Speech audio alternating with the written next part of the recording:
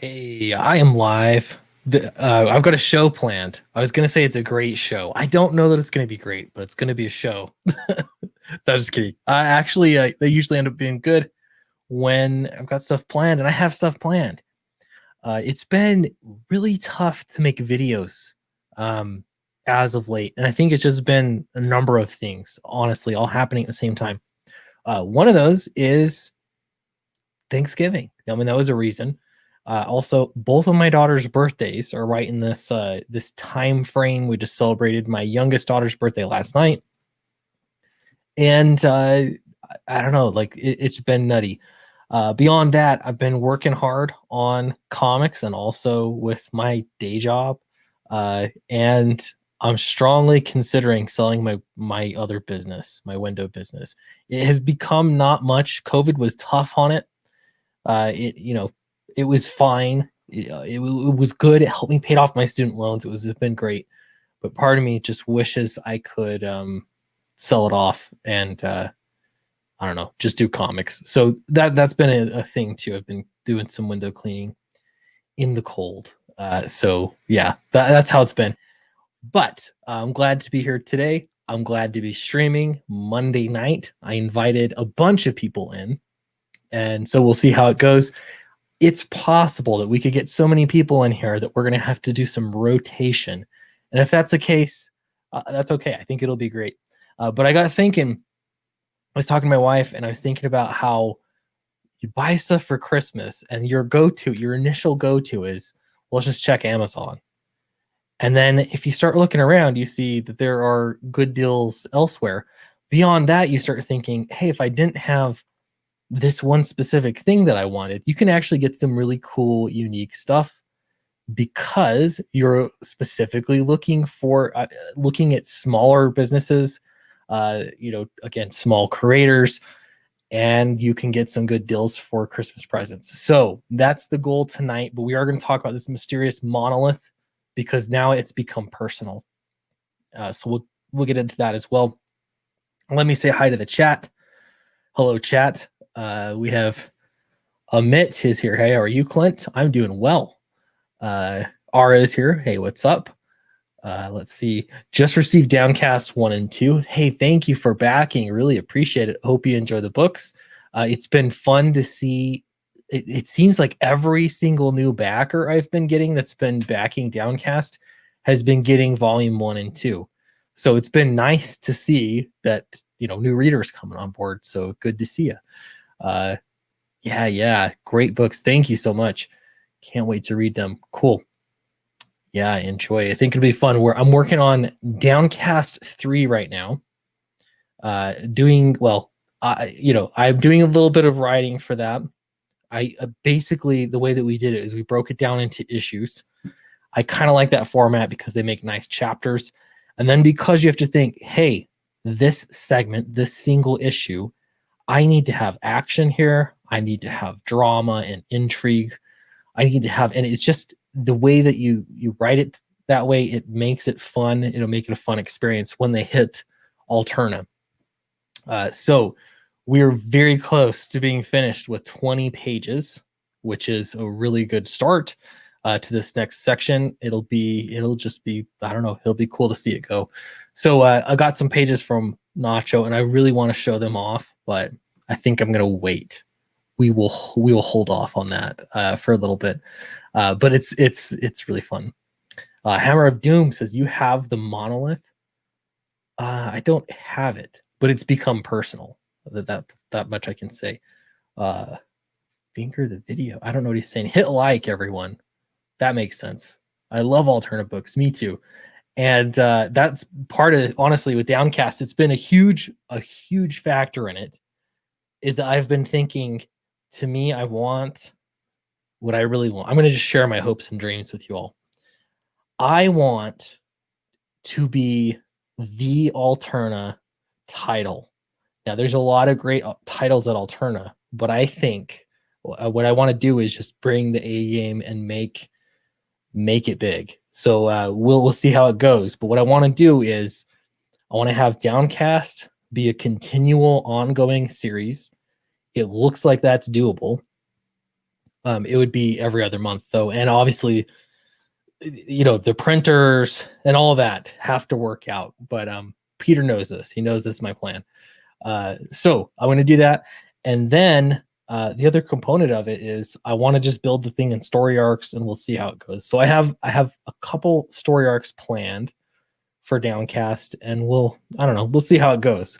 I've got high hopes though. I think it'll be good for me. So Eric's gonna hop on in a bit. Charlie Snowgins is here. He says, "Yo, it's a Monday night stream. Good times. I just read to the kiddies. I'm rushing over as fast as I can. Awesome. It'll be great to see Charlie over here as well. And the link's just in the. I think you know where the link is. You got it. So it'll be cool to see both Eric and Charlie. In the meantime, guys, let me share my screen here. We got to talk about a few things. Starfire. Maybe you saw this. Everyone and their mother made a video about this, but I think this summarizes everything. This is in a nutshell what you need to know. I don't know who this is. Scarlet Mature says, I love New York. What the fans want is, we'll zoom in here. This is what the Starfire fans want. They want the Starfire family and a story about the daughter of Starfire. What the fans get, this is it. I'm not Starfire, and it is the goth, overweight, incredibly short daughter of Starfire, I guess. Something about that. I don't know. Just being upset, I guess. So that's what you get.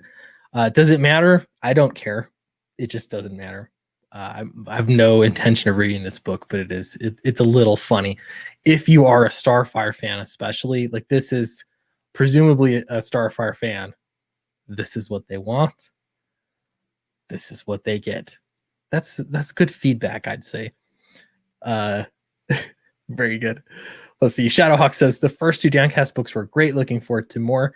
Thank you so much. I think if you liked the first 2 books, this third one, it shows a maturity in writing, an improvement. I don't mean that it's a mature title. I mean that it has a massive improvement in the writing. And honestly, I'm just really excited about it because it's opened up the doors by just saying, hey, I can continue writing this like an ongoing series. I don't have this thought that I have to sort of contain it, or like maybe, crowdfunding will only let me make 1 book, maybe only 2 books. I can actually plan the thing out like it's going to be done the right way. So I have some elements that I wanted to add in Downcast that I just couldn't for the sake of fitting in the page count. Anyway, so I'm excited about it. Let's see. Immaculate concept gone wrong is the only explanation. There's a bit of that. We've got some ews, some nasty. Yeah. So some of that fuss over nothing. Yeah, it could be. Let's see. No one can live up to the heroic, so they have to destroy them. Yeah, I don't get this, like, in this pushback. There's something about the competitive nature of people, I think, that this points to, in that if you can't compete, you have to be like, I'm going against the grain. The whole thought in the book itself, even, I'm not Starfire, I'm going my own way. It's silly. Write a different book then. I mean, there's so many things you could do, but this just makes no sense. Rob, do you make sense of any of this? Nice hair, by the way.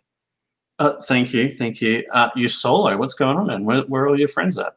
No, they're coming in. I just started the link, so we had for sure Eric's going to be here.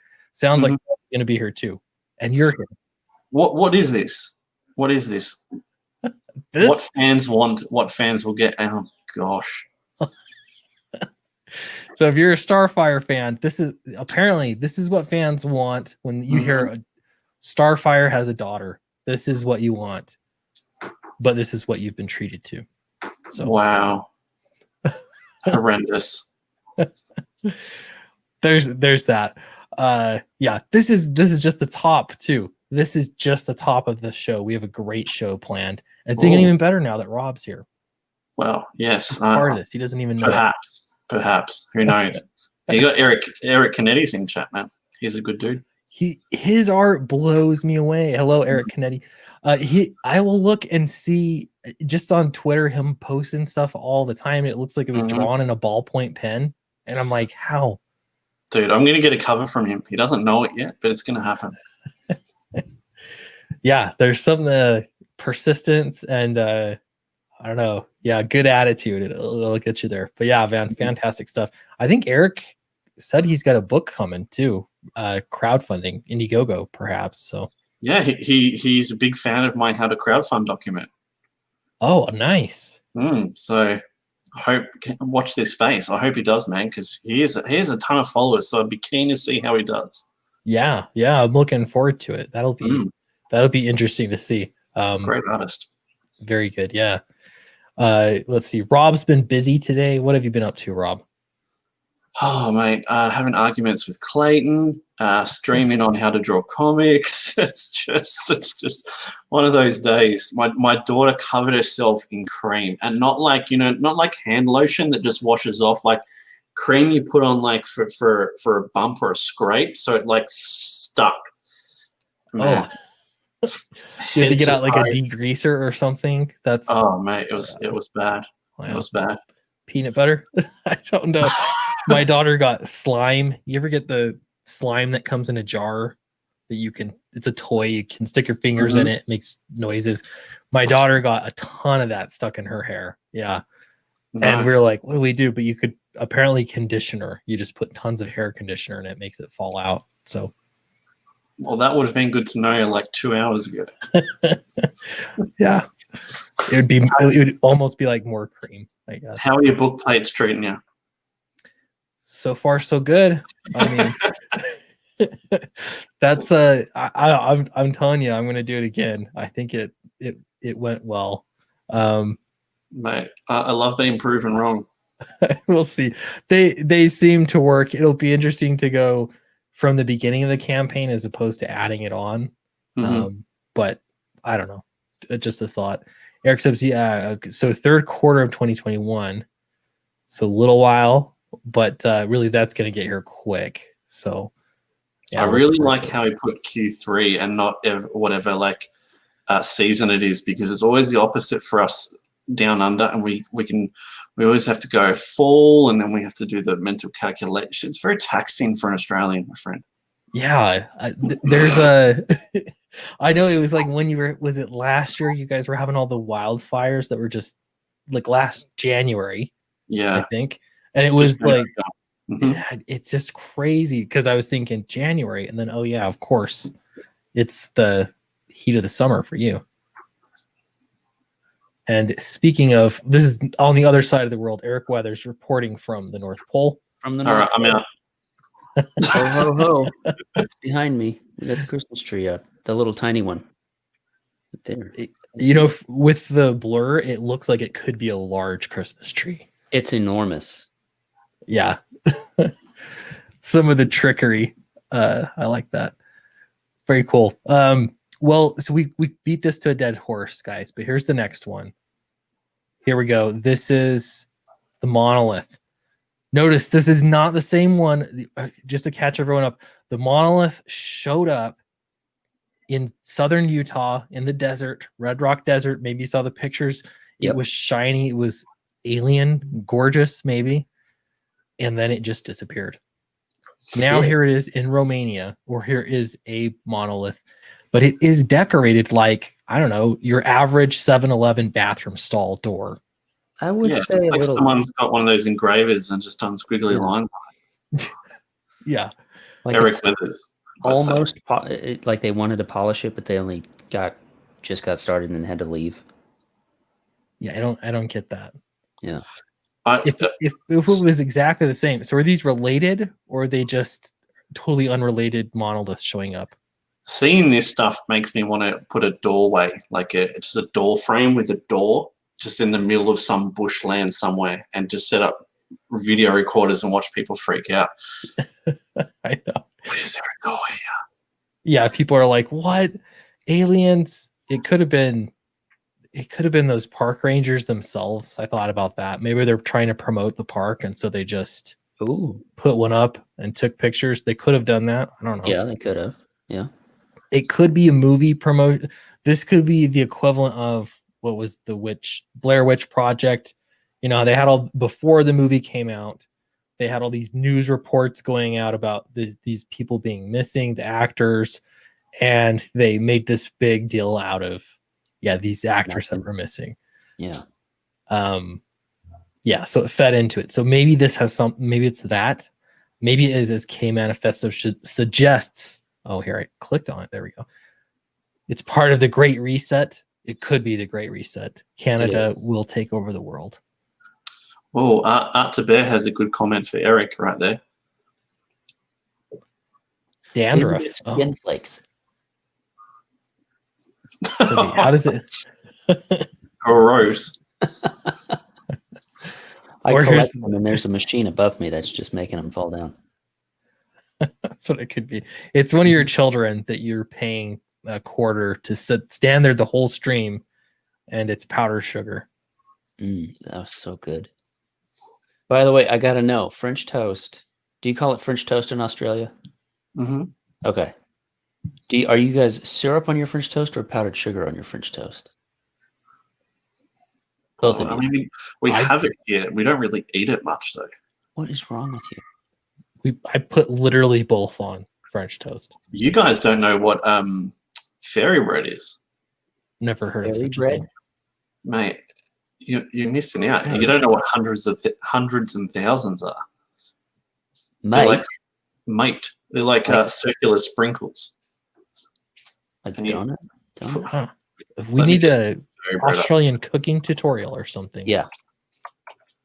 Maybe that can be part of Cyber Monday. Searching it up. Yeah. Yeah, I'm just warming up for people to get here, but we have 55 people here, 56, so we can bring up Cyber Monday.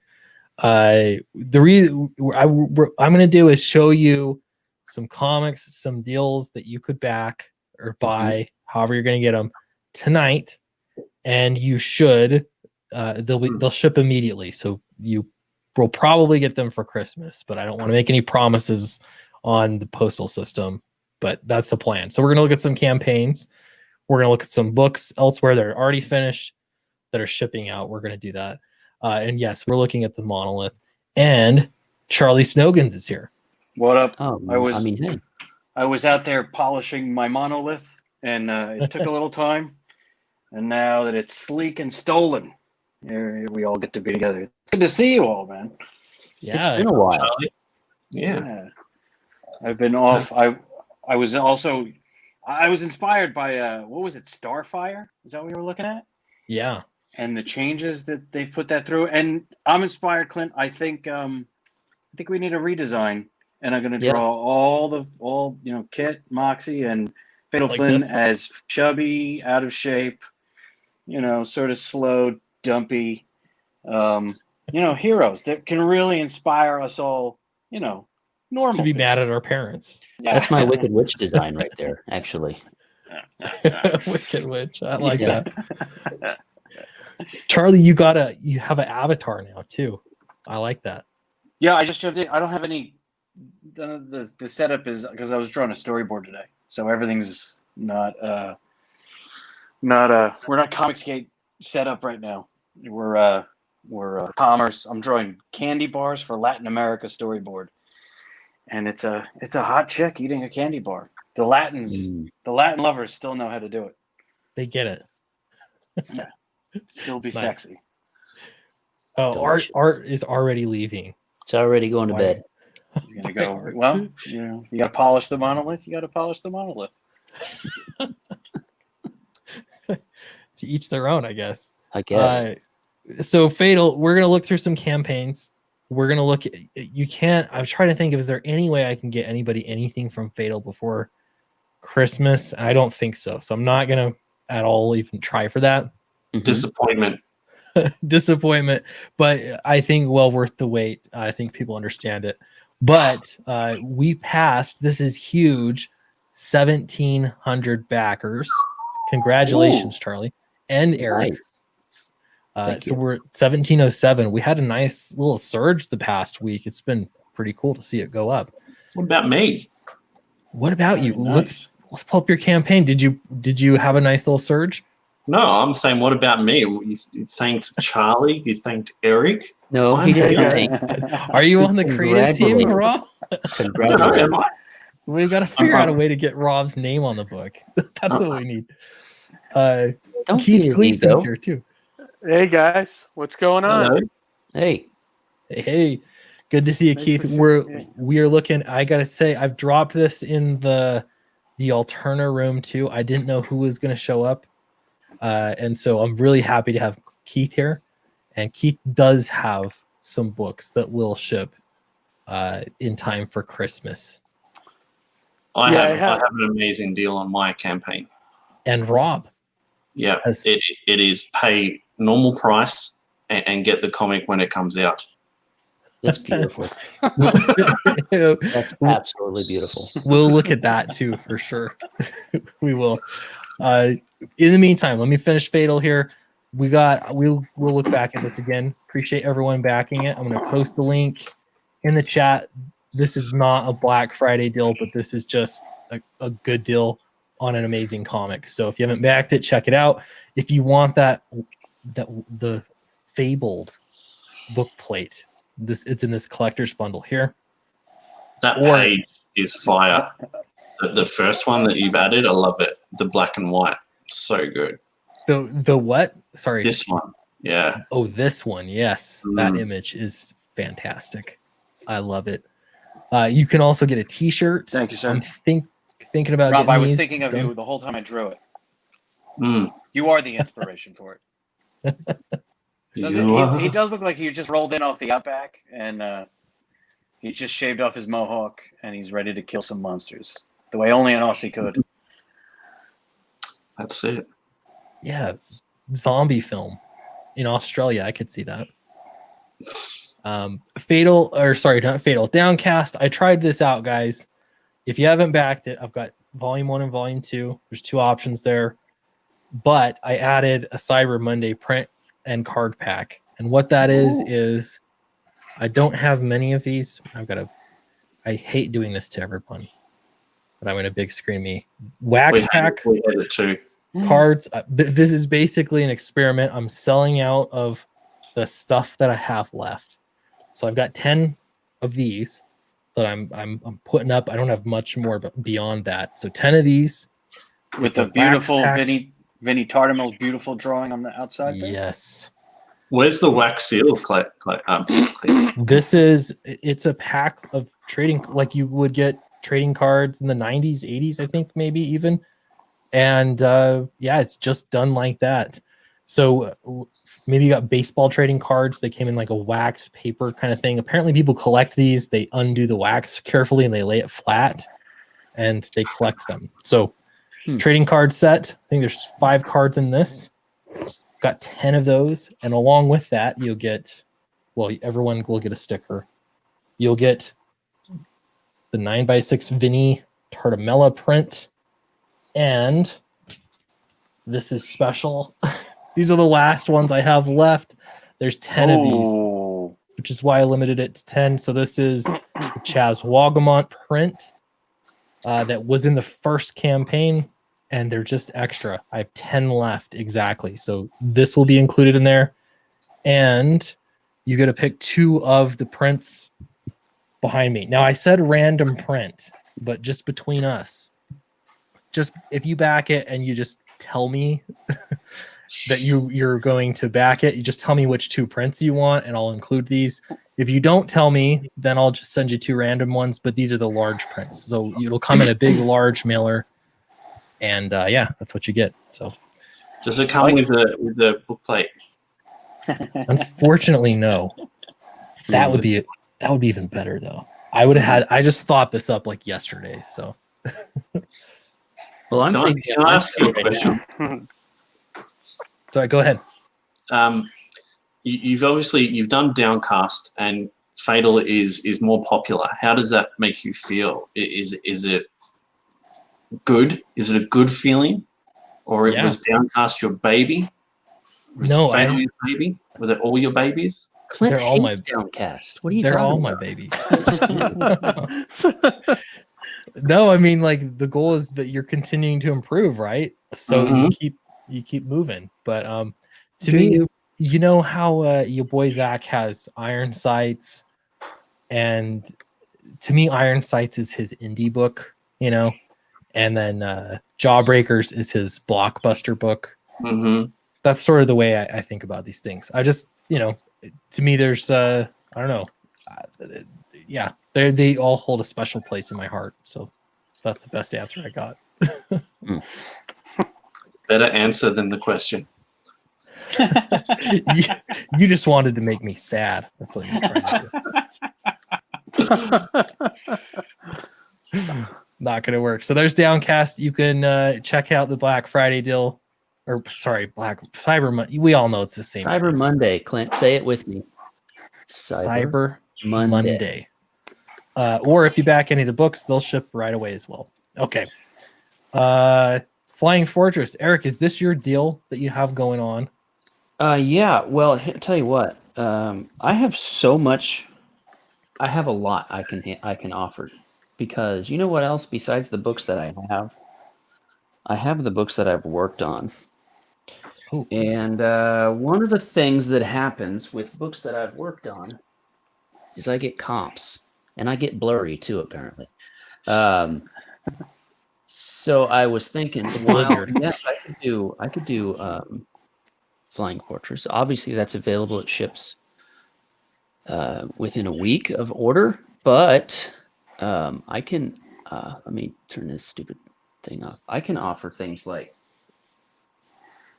Clint might be able to offer Downcast 1 and 2, but can he offer Downcast 1 and 2 signed by Clint Stoker and Eric Weathers? Oh, competing. No, I don't believe he can. Hmm. Clint, Touche. John Malin and Mark Polton may be able to offer Graveyard Shift volumes 1 and 2, but can he offer Graveyard Shift volumes 1 and 2 signed by John and Mark and Eric Weathers? Wow. I don't think they can, but I can. He's I got didn't the know this is suddenly turned into Cyber Monday auctions. First bid. And if you want to relive the nostalgia of the very first Comicsgate project that we all jumped in on, Jawbreakers Lost Souls, first printing with the blurry print, I have comps of those too. I mean, I can do whatever you want. I got many posters from Flying Fortress that almost nobody has. Do you also have the Owl I'm Lighter here baseball to card make where he some gives money. the finger? Clint. okay. I'll ship before Christmas. So Eric, how would people purchase? Someone out there serious, and they're like, "Hey, I need to be supporting Eric Weathers, Mhm. and I need to get some Christmas presents." Mm. How do they handle this transaction? I don't know. We're here. Let's talk. Let's make it happen. Well, I mean, you can always message me on Twitter. @dark_weathers, do you have a which is PayPal account? What if is there like a PayPal? Yeah, eeweathers@gmail.com. But we need to talk about price, because I could sell these on eBay for a pretty penny. These comps, because they're going. Some of these books are going for $7,500 a piece. So $20 really? redo. Wow. yeah. Some like Jawbreakers 1, Graveyard Shift first printing. That stuff is super rare. It never even dawned on me that Comicsgate would be an investment, not just a cool book. depends on the book, I guess. Oh. It does depend on the book. Does it have a book plate? That's I can put some blue painter's tape on the inside and sign that. That's what you like. close enough. Yeah. So I don't know how to direct. I don't know, Eric. You figure it out. I don't know how to direct people. What? Wait, are people ready to auction off? What are we doing here? I don't know where we're auction. You can auction if you'd like to auction. We could do that. I don't know. We only have 67 people in here, 67? so yeah, it's not like 1,000 people in here. It's not 1,000 people. I've thought about waiting for $10. tonight to do like those comps like that with my signatures. Actually, I've sold 2 Graveyard Shift. We do have a bidder in here. If that's both of them went for 120 or over. Yeah. So nice. Well, Del A is bidding $1. I don't know if that's just Del A. for Eric Weathers or See, he didn't even That's- write confirmed. Like nobody knows how this That's works. for a night with Eric. Yeah, that's Yeah, this is an evening with Eric. no. Uh, Flying Fortress Remastered is what we have going on right now. I've actually found a box when I moved. I found another box. So we're gonna throw that in. I added it to the however many are remaining. I think there's like 30 some now. But one thing I could do if you order today, whether you get a battle damaged book or a piece of original art, I'll let you pick whatever page you want that I still have available. I will throw in these mini posters, which most of them are Flying Fortress, but some of them are some Star Wars drawings that I've done. So there's a cover for that. Ooh. There's Bomb and Betty. Ooh. very cool. Very nice. There's one of Upside down. my propaganda posters. Oh, I He's like that, watching dude. you. And there's Boba Fett versus, as my son calls him, Captain Phasman. Did that before Star Wars the new Star Wars even came out. And then this was the cover to the very issue 2 of Flying Fortress, and then the painting I did, which very limited print run of the Heroes of the Empire, and I'll throw in all of those if you order today. Very Tonight good I'm- likenesses. Wow. Hmm? That last one, the likenesses are amazing. It looks like a photographer. That looks like photography to me. Thank you. Yeah, I like to paint when I have time. Sorry, it's snowing all over this stuff. Let me see if we can change Yeah. the weather here. It must be cold, and that's going to affect when people are bidding on it because they don't want water Yeah. damage before Absolutely. they even These are- plunk down a cent.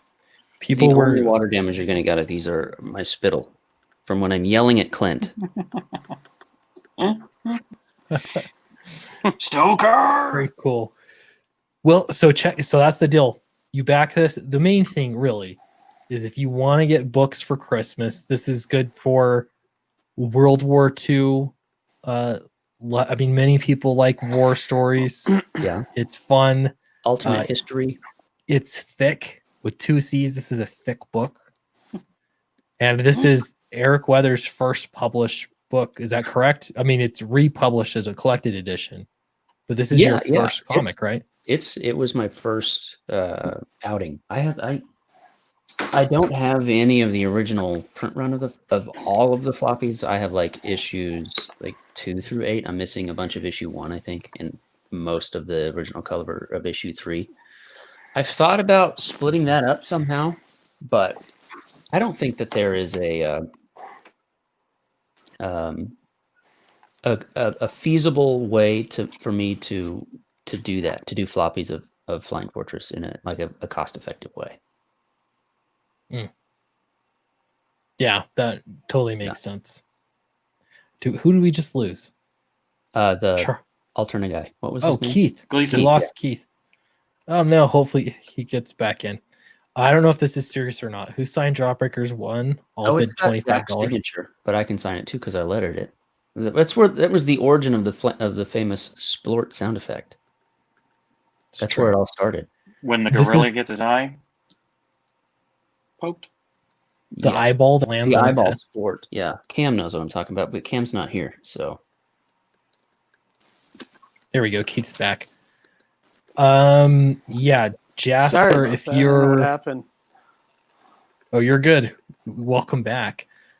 Jasper, if you're serious about the book, I don't know how. Again, Eric, I don't know that you want to do an auction right now, no, I don't honestly. think an auction's a good idea. No, I don't think so. We'll make that more of a tease for the auction at the end of the year. Okay, that's a good idea. Okay, you're interested at the end of the year, unless, I don't know, maybe you can do a secret plan with Eric behind the scenes too. Yeah, if you Possible. guys want to So, contact me, my Twitter is right here. Make There sure you you go. do the underscore, otherwise that's not me. you'll get some like sleazy romance novelist instead. Actually, Instead he's a of- pastor in Texas. Instead of a sleazy Comicsgate letter. I'm not joking, he is. So Nice. Well, that so I posted the link in the chat. That's Flying Fortress Battle Damaged. Yep. And Keith, what do you? So I do have a big thread of things to share as well. But Keith is here. Keith, what deals do you have Oh, he just disappeared again. Those again. He's trolling us now. That's Scared. what's going on. All right. So instead, okay, I posted this on Twitter. I said, let's make a list of all the indie books you can buy or back now that will ship in time for Christmas. That's always a big question. A lot of people wait till the last minute before they back a campaign. They forget campaigns and all that jazz. So I posted a list. I'm selfish, so I posted Downcast first because I know that'll ship right away. Here we have, let's see, Soulbound 1 and 2. I do have these books. My wife likes them. They're not for me personally, but I think they're well done. But yeah, for any girls into comics, remember we just went over this. This is more of like a this one instead of a this one. I would love to draw romance novels. That would be awesome. So much fun. Get started. Make it happen. Yeah. And yes, if someday let's make some comics for girls. I'll draw romance or westerns. Is the best western out there? Why even bother to make a western again after Brian Christgau made Six Gun Gorilla? I know. Yeah, what's the point? I mean, somebody has to dethrone him. It's a tall order. But is this a romance? Is this a romance book? What is it? Soulbound. No, this is modern fantasy. What do they call that? Something like that. I don't know. Pornography. That's That's what I call modern fantasy. It's a what do they call it? Urban fantasy, I think, might be the genre. Anyway, there it is. Fantasy in the streets. Yeah, it's like you live in the ghetto, but there's elves there too. That kind of thing. Oh.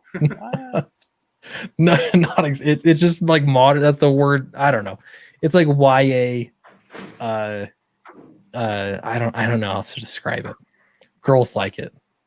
All right, Keith, help me out here.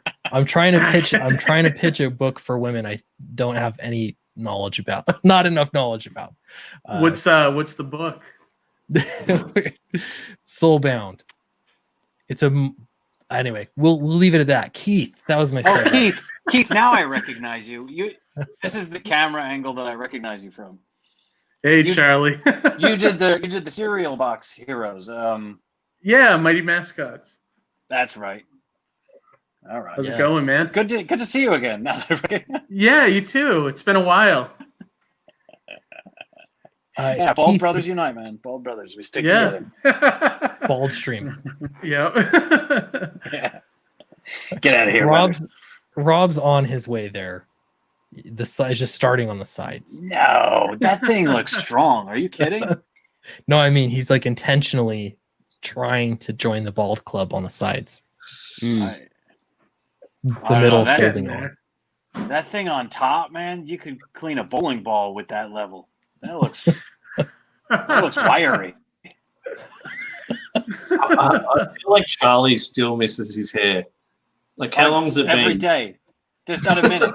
It's been 15 years. I don't identify as an Italian. I don't identify even as an American. I don't identify with white people. I just identify with my bald brothers across the world. It's my only. That's why I love telling bald jokes, because there's a 50-50 chance that you're actually going to really offend someone. Yeah. Half of them have come to terms with it. The other half are still hanging on. They're still struggling. Well, no, I'm not hanging on. I've fully accepted it, and there's nothing there. But we're a group, and we have to stick together. And if one of us is attacked, we're all attacked, Rob. But yeah, I was shaving my head long before it was cool. Yeah, that's right. Well, I have news for you, pal. It's still not cool.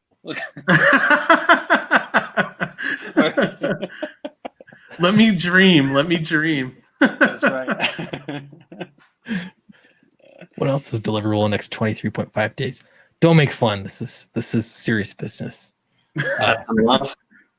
All right. So Keith, let's get to Keith first. Okay. Keith's here in person. You've got Mighty Mascot. Tell us what you have. What ships out immediately?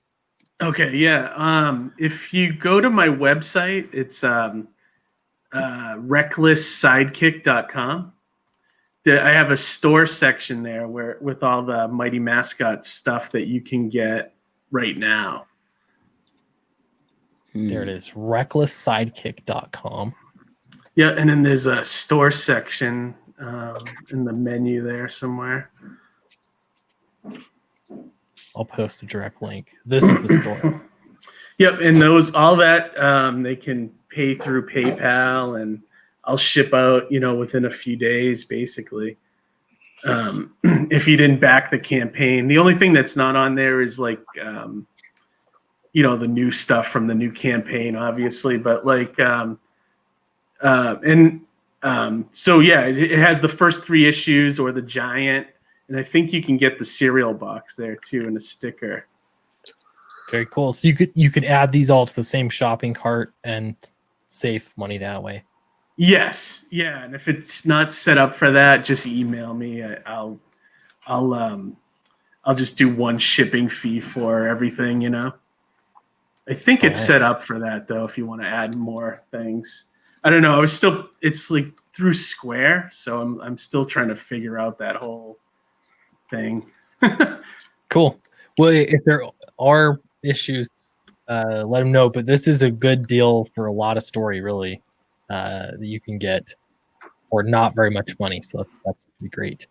And it's a great looking story, man. It looks so fantastic. Oh, thanks, guys. Creative, yeah. Thanks, I appreciate that. I'm already starting to look ahead to starting the next campaign, hopefully in maybe April or May, around there, to do the next 3 issues. Nice. Well, cool. We'll be looking for it. We'll check back on this as well. But yeah, Mighty Mascots, check it out. You can support the creator directly. It also supports Alterna Comics, which is fantastic. C Money is saying, is Downcast bundle shipping before X-Men? Oops, I mean Xmas. Yes, it is. I will ship everything out tomorrow. So tomorrow morning it'll be in the mail if you order anything from me. So Shane's here. Cat Puppy Davis. Cat Happy, excuse me. Come Cat on. Happy, yeah. Hey guys, how are you, Clint? Hey Rob, Eric, haven't talked to you in a while. Charlie Snogan, haven't seen you in a while either, sir. Good to see you, man. How's everything going?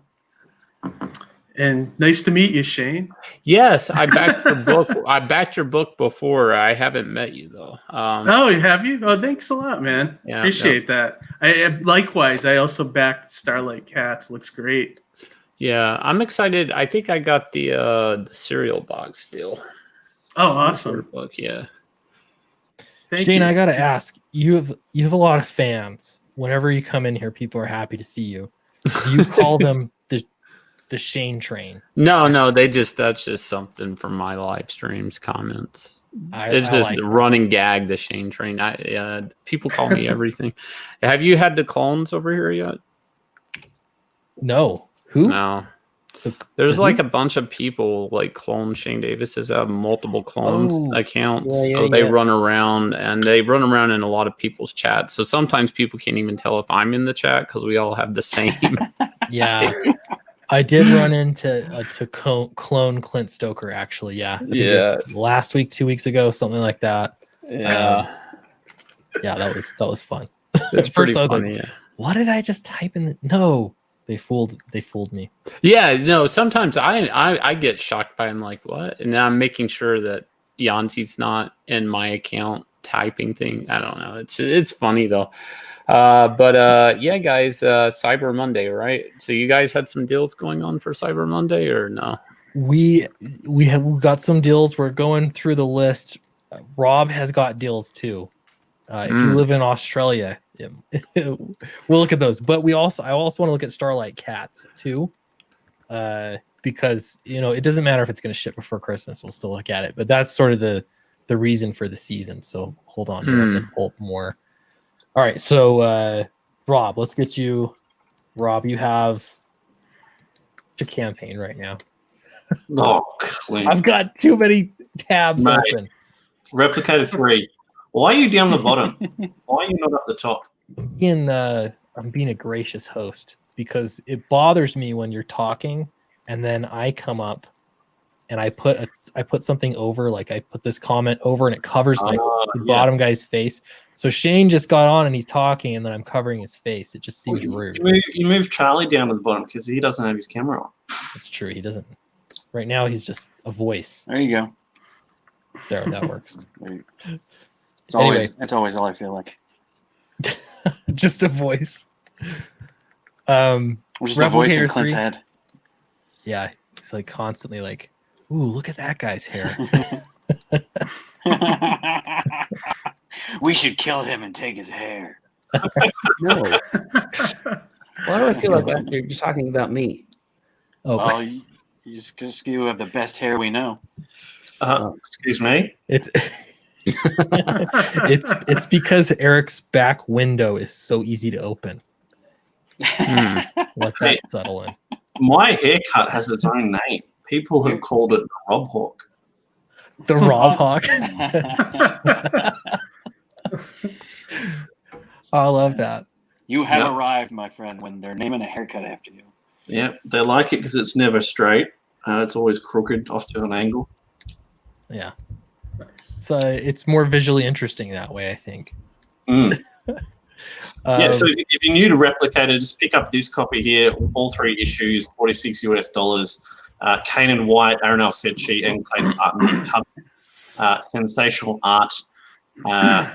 410 backers, 14 days left to go. Nice. And hopefully, really, really shortly, there'll be a Kyle Ritter colored cover. So, very nice. Wow, I'm excited. He's coloring. Is he coloring this one, the Rob Willis cover? Yeah, he is. Yeah. Oh, very nice. That's awesome. It's a killer combo. And then Dan Frager will finish his cover by the time we wrap up. I'm really hopeful. But yeah, you can see the art's great. Corey and Clayton Barton are doing the colors there. Try to get a cover from Cat Pappy Davis, but he was too busy. I don't. You say you asked me that, and for the life of me, either you were really passive about it, and I didn't understand it was a real question, or I took it as a compliment. But I really was busy at the time, Rob. Sorry. No, man, I'm just busting your balls. Yeah. That's how Rob gets covers. He just drops it in on the live stream. He's got a very persuasive technique. Yeah, he doesn't ask. He tells you you're going to drop his cover. Yeah, I'm just like, hey, do a cover. Do a cover. Hey, do a cover. It works better on a live stream. One or the other. He gets you cornered, and then he pounces. That's how he met his wife, too. So Replicator 3, Mutants and Machines.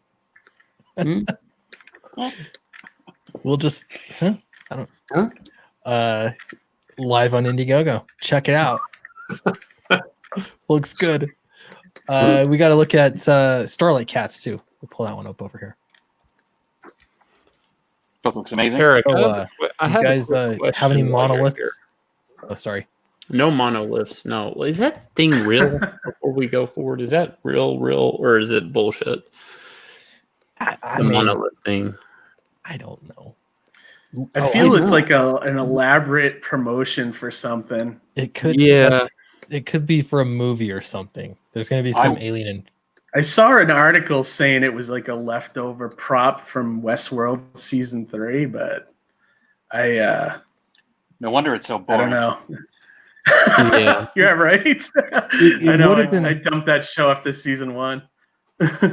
It would have been better if they were like, "Hey, the monolith that showed up in Utah was exactly like the monolith that showed up in Romania." Like if they looked the same, that would be more impressive. But the one in Romania clearly looks, it's like just a different thing all entirely. It looks like it's been there for like 6 years. You know? Oh wait, there's 2. There's 2. Did you hear too? The one in Utah disappeared suddenly. It's a your house now, where it's being polished. It could be. It could. Sure to polish the monolith. It's become personal now. That's right.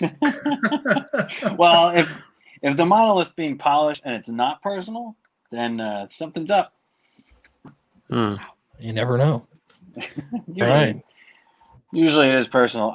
Shane, I hope it's something. I would love to think it's something real. I want to believe, but it's a promotional stunt, right? And a great one, right? Brilliant. I would think so. It's got everyone talking about it. If you could filter this into a comic book somehow, there's an idea. You didn't plan the promotion, but you could adopt it. What if in Starlight Cats you find out there's a monolith and it's really you just pretend like it was your plan the whole time? Hmm. What do you think, Shane? Maybe. Sure. I'll let me work it into the book and the campaign real quick and see if I can draw some eyes. You could say that's a terrible idea, Clint. That's a stretch goal. You get the monolith. All about marketing. You got to market things right. You need Yeah. to market to that monolith crowd. Who's winning, Malin or Rockefeller? That's a good question. Malin. He's getting sympathy votes. Yeah, dude. I was away for a while, and then I popped in, and Malin's in the hospital. Is he home yet? Yeah, He's home. Yeah, he's home. He's just under the weather, I think. He says he's fine. He thinks he's going to be 100% back to normal soon, I think. Well, as long as he keeps his hair, that's another guy with beautiful hair. That, Well, he you know, already lost he his keeps eyebrows. he's another guy who has the beautiful hair and keeps the goddamn beanie on. If I had hair like that, I would never wear a hat ever. You say that, right? You say that, but then the hair gets in your face. Rob's got it right. Clip. Keeps it trim. Just keep it pointed northward. Yeah. I got the best of both worlds because it's real short on the sides and feels nice, but then you've got the nice bit up top. Yeah. Some of them run your hands through. You know what I'm saying? Oh, sorry, Clint, Keith, Charlie. Mine has gotten progressively worse the past 6 months. It's insane. Like How can it be worse than bald? it's gotten worse. Yeah, kind of. 6 I months shaved ago, it you for- had more. You're almost at my level of just horseshoe. I know. I shaved it just really, really short just to see how it would look. And I was pleasantly surprised my head shape is not as bad as I thought it was. So I'm feeling a little bit better about it. It'll be okay. Well, as long as the COVID didn't mess with Malin's hair, he'll be all right. He'll be fine. Yeah. I'm sure his hair is still his eyebrows, there's no hope for. Yeah. But the hair Maybe after COVID, they'll grow back. He'll transform the Wuhan flu into some eyebrows. bottle it up Yeah. and This would be a sell it. side effect. Yeah, the coach is powerful. Don't underestimate the coach. That's why he's got such. And Shane, you think he's getting sympathy purchases? And either way, take it. Probably. I mean, he was in the lead before, but Roquefort was in the lead at one time, so it keeps teetering back and forth. But I've seen the last couple of nights a lot of John Malin cover buys and purchases. A lot of people asking for these covers to stay virgin, so I may not put a logo on them.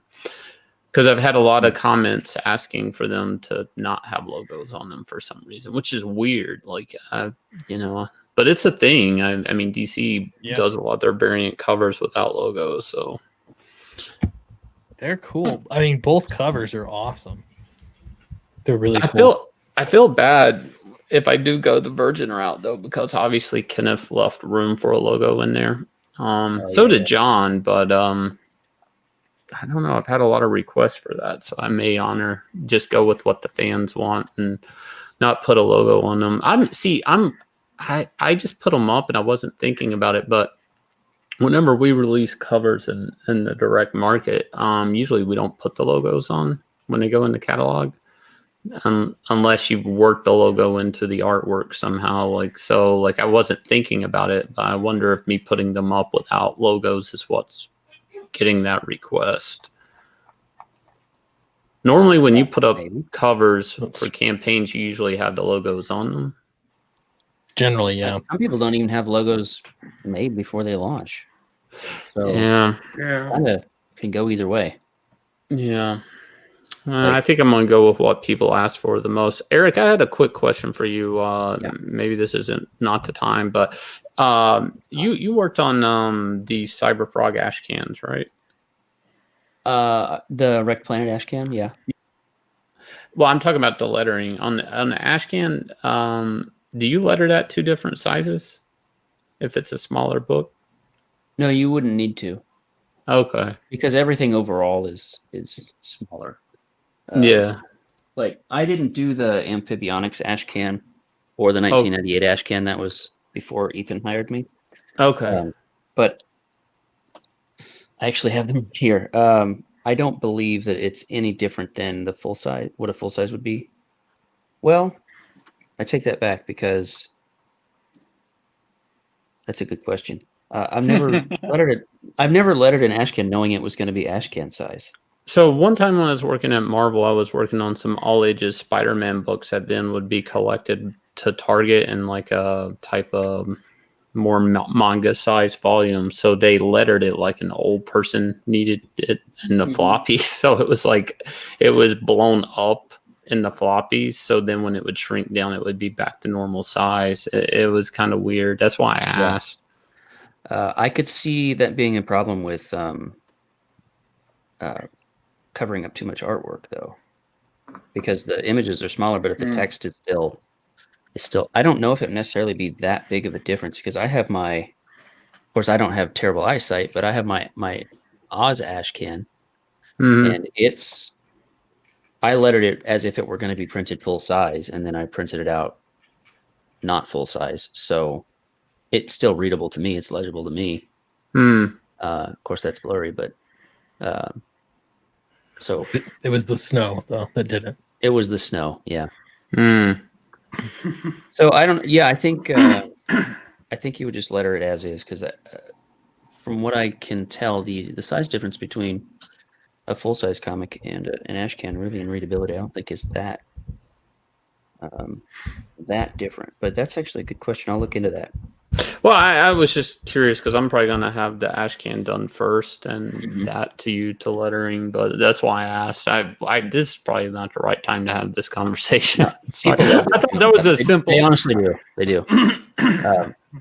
That's a good question, and I'm gonna find out, and I'll get back to you on that. But but no, people like all this, and they like this in and out stuff. Yeah, I was gonna say they don't think people. They like caring about all the little things that make it work. Yeah. So these are the questions we have to ask in making books, guys. But yeah, Starlight Cats, we have 3 days left on it.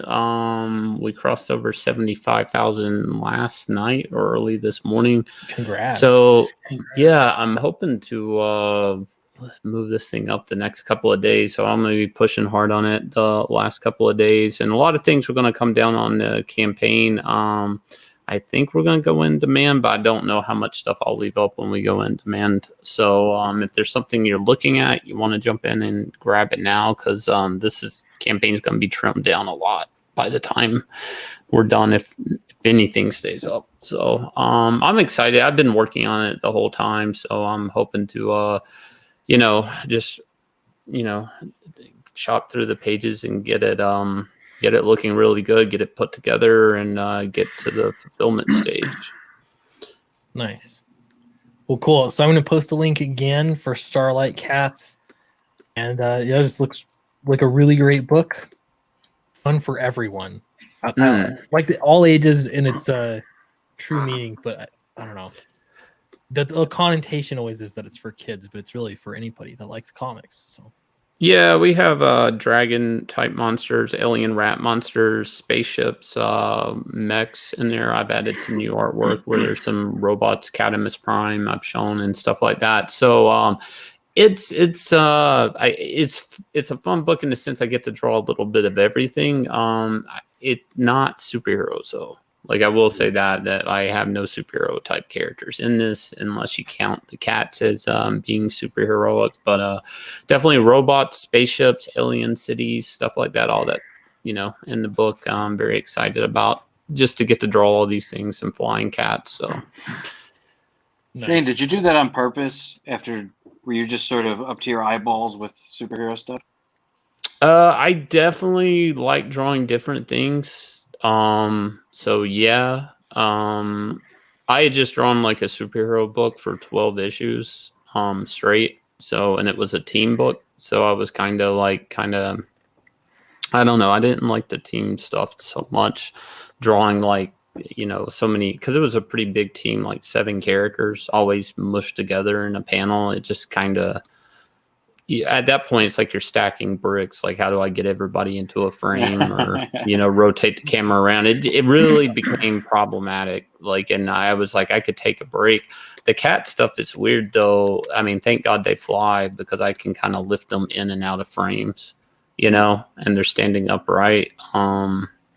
Nobody ever thinks about that, but when you draw animals, it's like when they're walking on all fours, like you have to kind of move the camera around just so you have room for word balloons in a weird way, like because they're not standing vertical anymore. They're kind of horizontal, if that makes sense.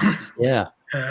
Like stacking panels is really weird with animals, so thank God I have them like kind of standing on their hind legs and flying and stuff like that, because I ran into that problem, believe it or not, at a DC book, because I had a whole team of animals, and it became such a problem with lettering and everything, making room for balloons. You could elevate the camera and put their bodies, the way you're standing in the kitchen looking down at a cat. Would that help Yeah, no, that definitely helps. But I'm saying I'm lucky in mine. Like they literally, the cat aliens hide in with normal cats just by walking on all fours. When they're walking on their hind legs, like kind of like cartoon characters. So it's just like, I dealt with it on another DC book. It's like one of those weird staging problems you don't come across in comics till you run into the problem and you're like, wait, why doesn't this work? And it's like showing, like if you do like a army book and you're drawing somebody shooting a machine gun, it's like there's no reason to show their legs. It's just all the shots are from the waist up at the gun, It's like those framing things that, you never think about until you run across them. I'm going to head off, Clint. I've got my daughter sitting on me now, so unless you want to listen to Wolfle. It's all good. Thanks for coming, Rob. We appreciate you being here. We appreciate your hair being here. Yeah, and, thank you. Everybody, don't forget to back Replicator 3 on Indiegogo right now. Do it. Thanks, guys. See you later. But Thanks, Rob. Hey. I got to say, I'm pleasantly surprised. I didn't know how to do this, but I had 3 backers. So thanks everybody that backed the Cyber Monday Print Plus card pack. Just to go over that, you get the card pack. This is the wax pack, a trading card set. It's limited to 10. I had to double check to make sure I only limited it to 10.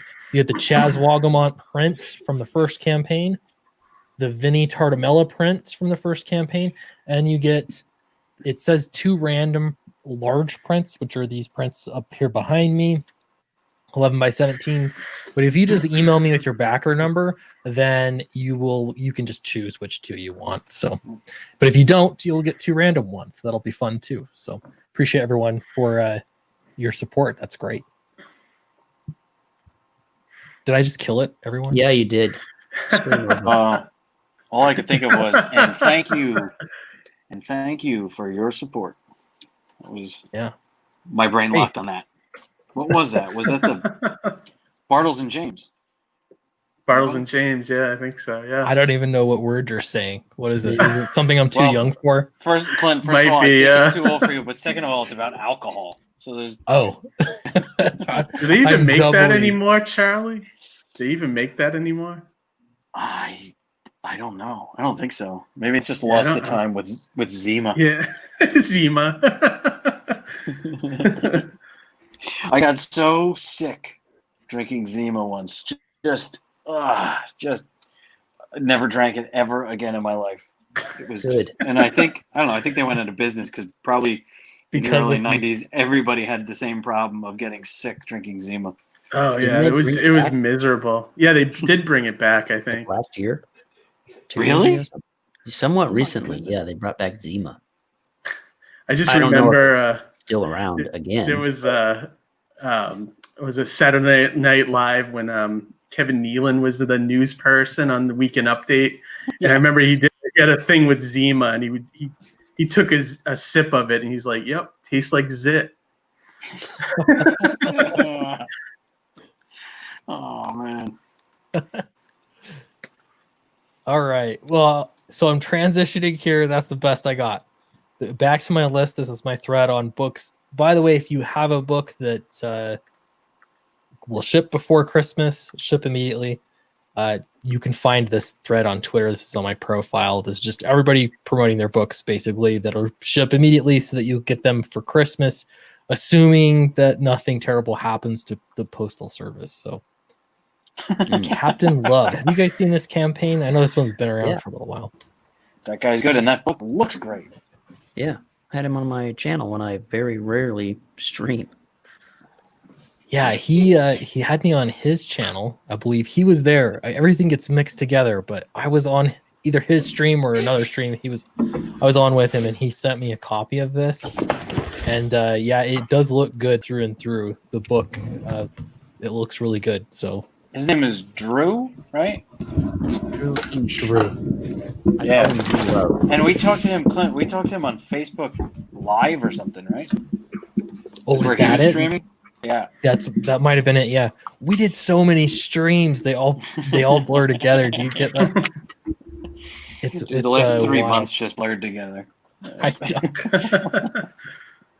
Just passes. But yeah, his book looks really good. He sent me a copy. Again, it looks good throughout. Nice looking book. He said all of these ship immediately. This looks, I can tell you right now, this is Vinny's artwork right here, isn't it? Yes, Vinny Tartamella. I was right. You can spot the way he draws faces, I think is what it is. Hey, mute. Oh my god. Sorry. You can hear the springs in your arm. Yeah. It's the Tin Man. Beautiful. Very cool. All right, so that's Captain Love. I'm going to post it. Keep moving. Let's see. All right, so Captain Love. Here we go. He's got another book. He's got 3 books out. Alterna right now has, actually, I think he's got a deal going. He's got like a Black Friday sale going, like 65% off graphic novels. There we go. All graphic novels and trade December 1st. That's alternaaccess.com. I think a lot of people are familiar with the website, but I will post it there as well. Alterna Access. Let's see. Go back to my list here. Shipping now. The Diaz brothers, The Lost Pages. I don't think I've had him on to talk about this book. I can't remember now. I think he was. Was he? Maybe he was. He also did Magic Cops, right? He has to have been, right? Yeah, he was definitely on with you, Kurt. Okay. My apologies. I've just, again, it all blurs together. You're talking about Phil, right? Yeah, Phil Diaz. Magic Cop Yeah. was their first book, and I think he said they're getting ready to do Magic Cop 2 after this. But this is in fulfillment. This is an interesting book because it's just a bunch of anthologies. I think it's like 6 characters, or maybe 8. Yeah, something like that. I've thought about doing an anthology. I don't know. To me, they either are big flop. Eric, you worked on an anthology, didn't you, Eric? That's how I met you. I think the first time I streamed with you, you were promoting an anthology. I was a part of an anthology that did fail. It was supposed to be a Comicsgate anthology, I believe. I was like 2 years ago. I don't. What was in it? I don't know if anthology is a good idea. If not, okay. Let me. Put it this way. If you want to like earn some money, an anthology is probably not a good idea. I wouldn't call this an anthology. This is all related to his book. Like it feels different. You know, it's all part of the same package. You're getting lost pages, you're getting backup stories to lost pages. It's a little different than, you know, anthologies tend like to a be straightforward. Yeah. Yeah, anthologies tend to be like, this is our, you know, purple-haired lesbian underwater snorkeling anthology, and you have to do all sorts of stories about Sounds hot. underwater snorkeling. So Sounds like a lot of codes in there. It's only on Kickstarter. only on available. Kickstarter, yeah. But Yeah. it's recommended and it's earned Hey, $2,000. remember when I was Recommend saying like I wanted to Amazon. do that romance book? That's the one. That's how you get your foot in the door. Yeah. So Phil's pitched this on my channel a lot, so I kind of understand the pitch. But basically, these are characters. He works in an arcade, and these are characters that him and his brother came up with that could have been like if they were in like a fighting game. So they're all kind of laid out here. They're kind of being told. The narrator of the story is, I think it's in one of the promo images. He's like a hobo at a burn barrel. So he's reading the book. So I think the characters are kind of in the same universe. So it's not now. It's all written by them and created, but it's drawn and illustrated by different artists. So that's the anthology part. It's kind of not an anthology, but kind of is. It's a good shorthand for explaining it, for sure. Yeah. I'm gonna wonder if there was Mhm. like a Cyberfrog anthology where they're all tales of Cyberfrog in the Cyberfrog universe. I think people would buy it. I think when they're, you know what I mean, which is I think what they're doing here, where they're related in that sense. Hmm. I don't know. Yeah, That's that's my the thing. suspicion. And you can go to Kickstarter and type in comic anthology, and you're going to get a lot of Too a many. lot of stellar projects. That's what I was going to say. Yeah, I hear you. So many. Somebody posted a link to check out. I can't do it through StreamYards. There we go. The Buckler. Oh, I did see this one somewhere. Can you guys see that? John Dillard. John Dillard. The Buckler. This does look pretty cool. It's like a superhero story. Look at that cover. It's like realistic to the point where I don't know how to describe that. You can touch it. It makes me uncomfortable. It's so real. Is it? I was gonna say it must. Look at just the faces, yeah. But Do you ever Very turn a talented. page and something too realistic pops up and you actually get startled? Am I the only? Wait, am I the only one that has happens? on a to? comic, Yeah. I don't. I also don't like. Tell me if anybody else has this. I think this is only me. This is. I get kind of freaked out by being close up to statue heads. You ever be close Oh, to yeah, the I get- Statue of Liberty's head? And just either climb up the side of it, you know, or the inside of it. I mean, and then peer out and think, I'm freaked out by this. Or even if they show close up of the Statue of Liberty's head on TV and you're too close to the TV, I say, and I get out of there, man. I don't like it. I'm going to go out on a limb feels like just and me. say that nobody else here has that. I was get the- I was walking through a garden in Italy once, and you know you're looking at Renaissance statues, and I turned the corner, and there was just this huge head, and it freaked me out, man. I ran the other way through the garden. I might have been drunk, but I ran the other way through the garden. I was out of there. I was saying, not for me. I'll go picnic I get elsewhere and drink wine. Walking it, through a what? store, like a clothing store, and there's a mannequin, Yeah, and you that's don't it. realize, and you kind of turn, and it's like someone standing there, you know, and you're like, "Ugh." I get that feeling. That's that gets to you. So there's the Buckler. I think this looks really good. This art, it's impressive. I kind of scrolled through it here, but yeah, check it out. Let's see. This list is massive. Everyone's okay. Here's one. U.S. Assassin. I think people know Mark Polton. Yeah. Another book I could sign. You got some copies there. I got some copies. Yeah. We actually book 2 is finished. We've lettered it.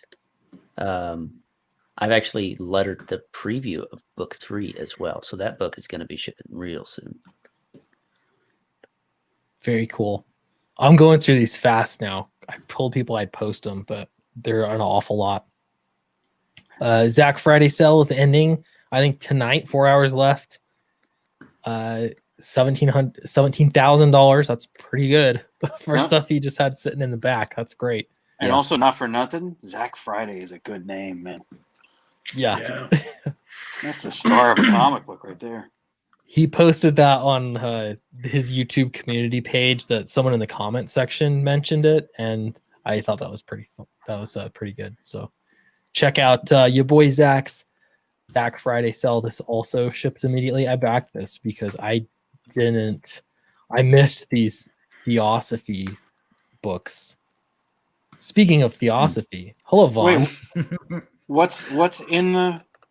I'm a master of Theosophy. This is this is Do As You're Told comic book, which was the Kelsey Shannon one. Kelsey Shannon did the artwork for this one, and then the Pandemic book. So you get both books, and then you get pinups. So yeah, I'm looking forward to both of these books. Don't have them yet. Those both already shipped too, right? So if you order them, you'll get them right away. Exactly. Yeah, these will be here in time for Christmas, or maybe you did, and you want to give them to a friend or something.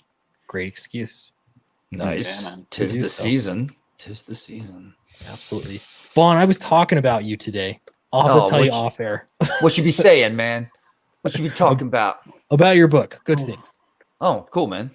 Oh yeah, people been talking to you about my book. Oh yeah, they have. You know what I'm talking about. Yeah, I know what you're talking about now. Yeah, man, this is going to be a killer book. He's finally printing it. Like we've been at print, but like I had to work out every kink on 3 books and pick everything out perfect and measure everything perfect. It was a learning experience to say the least. But damn, did we make a killer book. Like this thing looks cool as hell. It's like 144 pages for the main book. It's like you got this thick, juicy spine on it. I can't wait, man. People are gonna love this one. Did you get a physical print? I actually want to talk to him about that. We didn't say if I was just, digital proofs or getting a physical copy. I kind of want a physical copy. Yeah, so the copy, just so you know, the copy is not a bound book. Okay. It's a stack of pages as Damn they're them. printed. So it's cool. It makes for something unique. I was like, my wife threw mine away, and I was kind of like, I probably. Oh no! This is just my husband's first work. That is one of a kind. So, but Yeah. Did you yank it from the trash or no?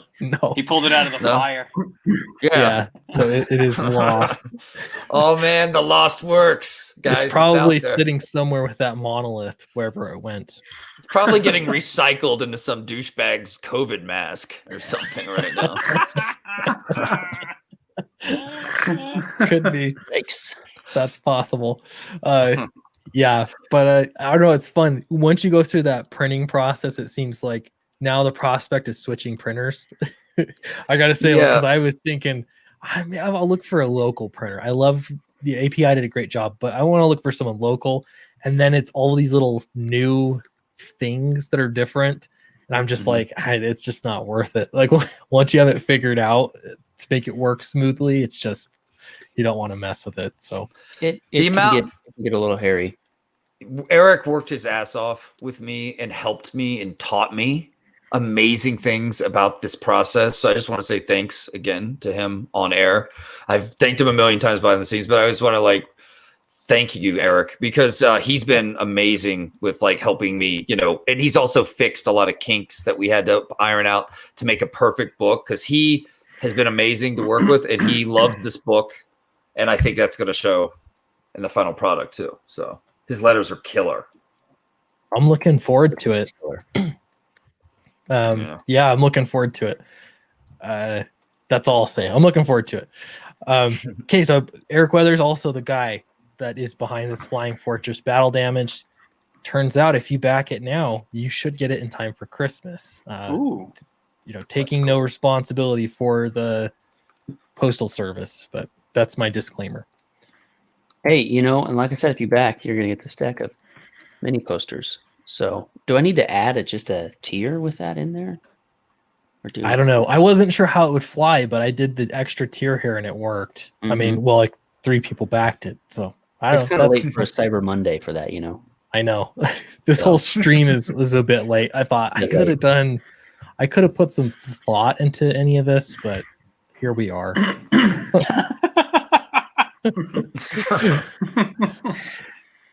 That was excellent resignation there, Clint. Yeah. I was thinking something crazy tonight. I was thinking, so I haven't had cable in my house for many years. Maybe day one of Netflix going online. I was just a nerd for that. And back then they had 8 movies, and I was like, "This is awesome." But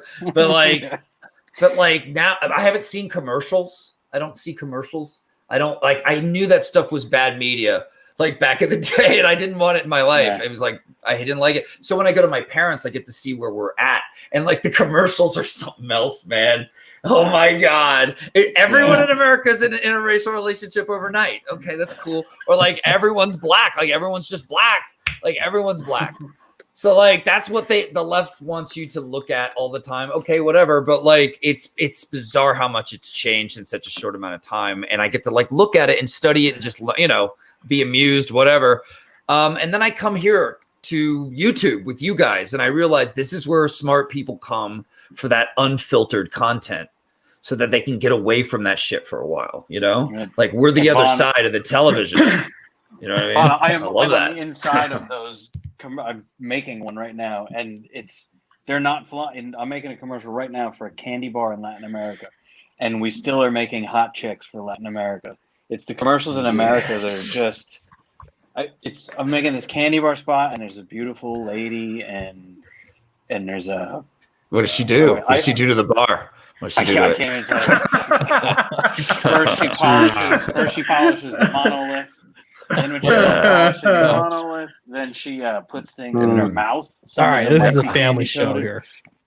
And, I can't say no more. But Vaughn, speaking of stuff that's on YouTube, I was listening to. She takes both Twix. I was listening to Tim Pool. Tim Pool's in real life thing, and he had a guest on who does comedy on YouTube, and his name is Ryan Long. It sounds as though he took your whole being and put it into a stand-up bit. Me? He sounds exactly like you, dude. Exactly like you.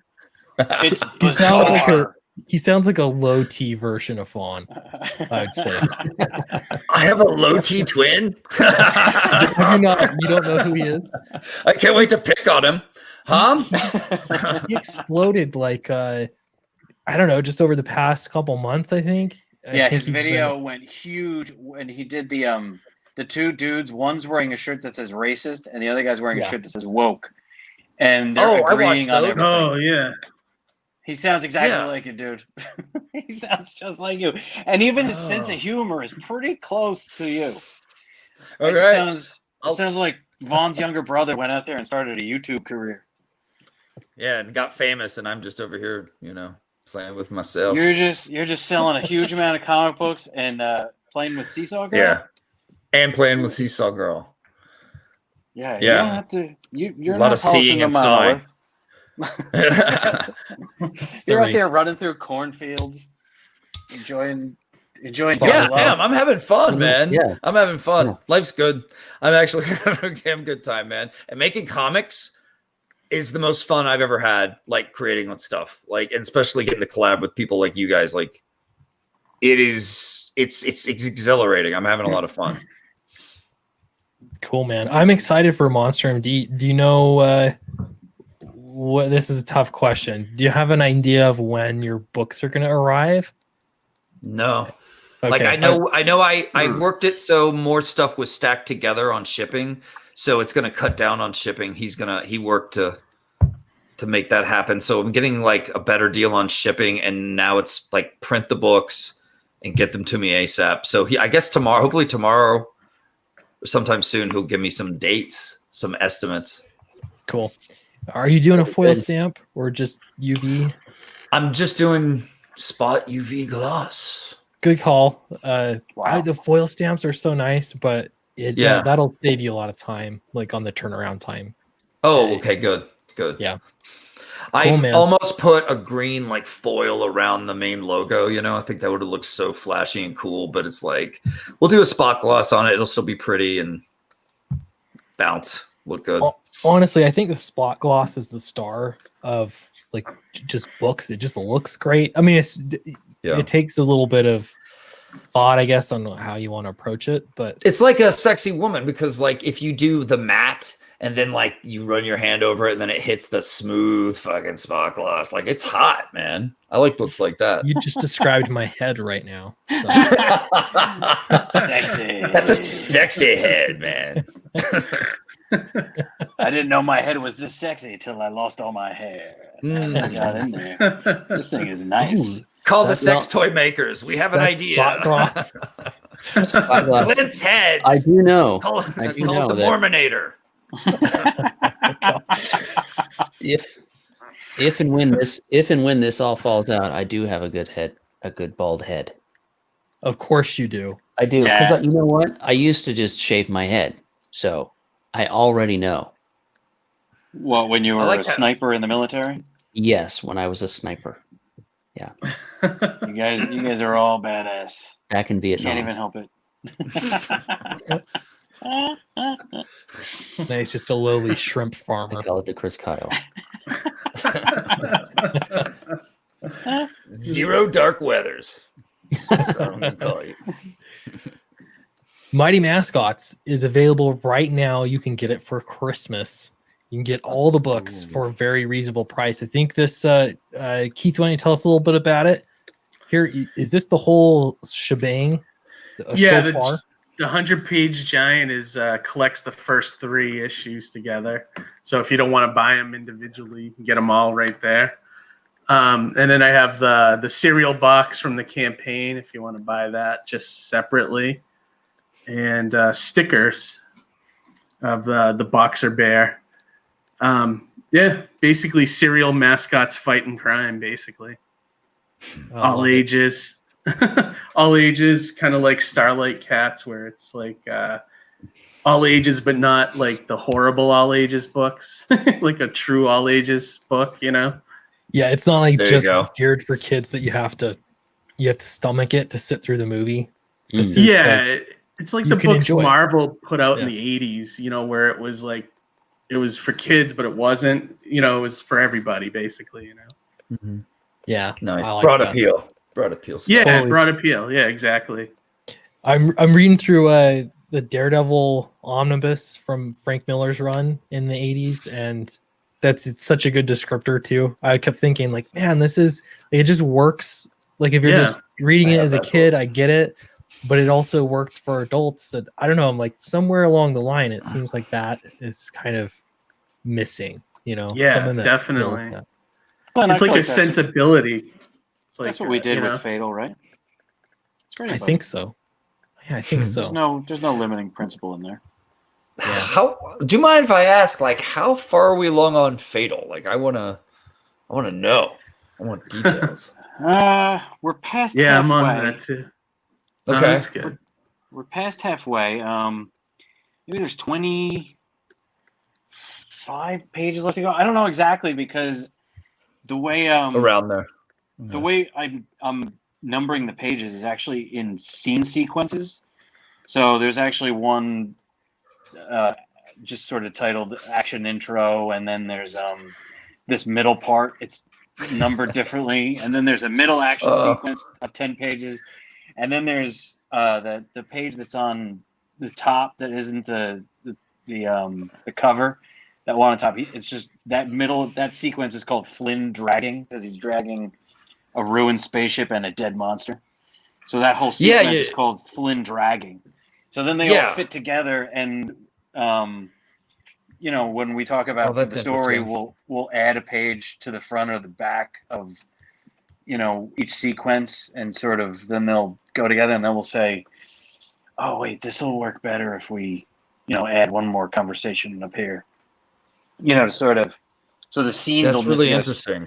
So Yeah. we sort of built it. We had the outline and then built it in That's a- sort of 10-page chunk chapters. I've never heard of this process. Is this just like This is this just new? Something you guys made up Logan's as you method. went? Type. Yeah, it's I mean, pretty it's flexible Marvel process. method. You have an outline, you have your scenes, but Okay. they flex. Okay. I mean, that's not Dan Slott's Marvel method. The coma method. Jesus, that guy. He has Like- somebody else write the dialogue. I don't understand that part This of it. guy is such a relic of like another era, and they made a point of that. And that hit piece, I mean, awesome, fun documentary that this Disney made, and they made him just look like a useless idiot relic from another time. And I don't. It might be because people are just sick of him and his bull crap, and they're, it kind of came out in the film, or it's, they want him to show up as a relic from another time because that's, something Wait, they make can you- SJWs make fun of a lot. Can you catch me up? I'm part of the uninitiated. What did they do? There's wow. there's a little docu-series, if you could call it that, on What didn't they do? Disney Plus called 616. Is that it? Yes. Yeah, they did an episode- Marvel 616. Marvel 616. Yes.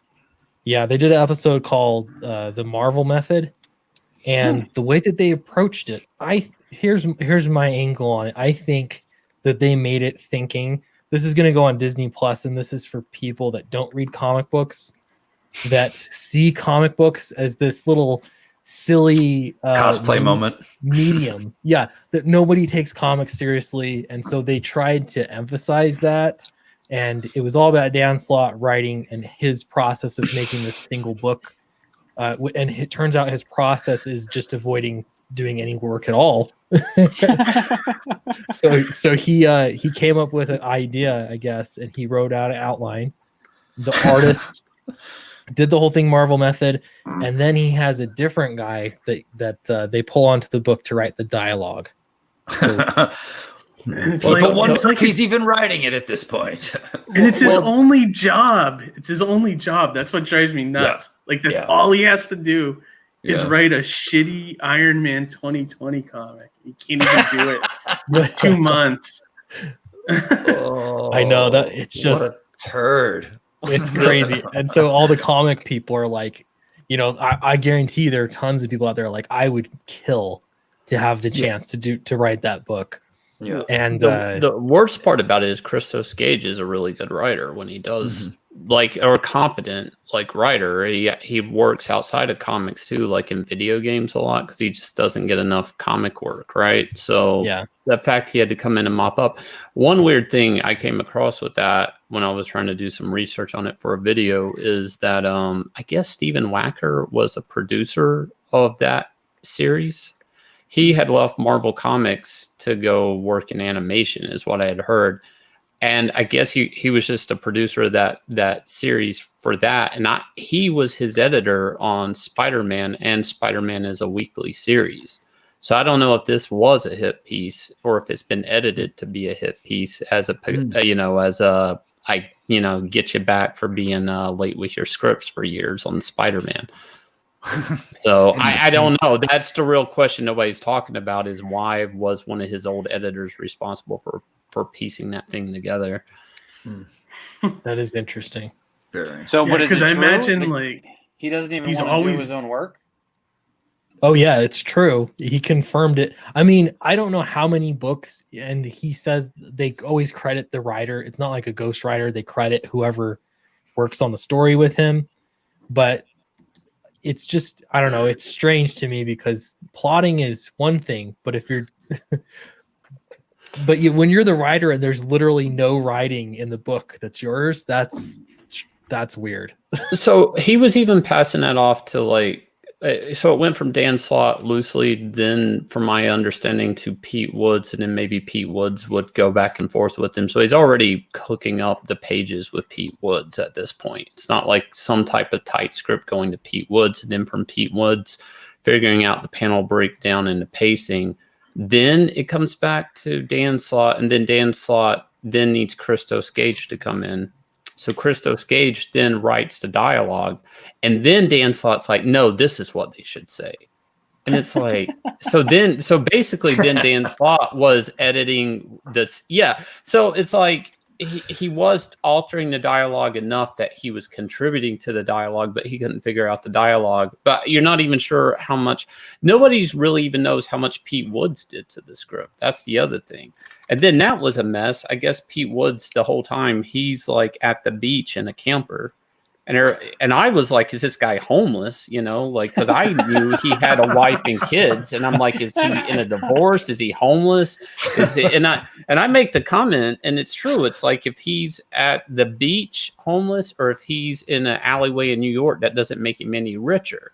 You know, he's still homeless, and I'm concerned because I'm like, but evidently he came clean, and he's like, no, they rented me that trailer. I don't even own this RV. You know, and they wanted the appearance of me sitting at the beach, So drawing pages. They were Yeah, trying to hashtag van life his comics career, basically. something.